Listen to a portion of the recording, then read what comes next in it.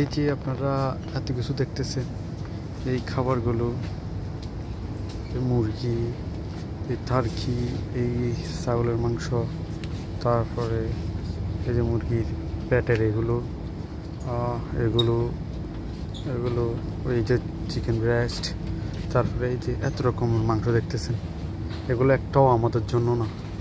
এগুলো আপনি যদি দেখেন সবগুলোই হচ্ছে কি নন হালাল, একটাও আমাদের জন্য না। তারপরে এখান থেকে শুরু করে এখান থেকে যা দেখতেছেন, এই যে বেকন, এগুলো শুকরের মাংস, এই ইত্যাদি ইত্যাদি, এখানে কোনোটাই আমাদের জন্য না। তো এক কথায় যদি আপনি বলতে যান, ইউরোপটাই আমাদের জন্য কি অনেকটা কঠিন।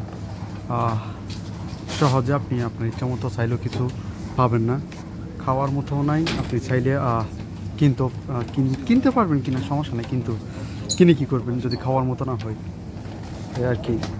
এখানে সব ওদেরই খাবার, আমাদের খাবার একটাও নাই। আর বিশেষ করে ইউরোপে আপনার হালাল খাবারটা সবসময় সব দামি হয়।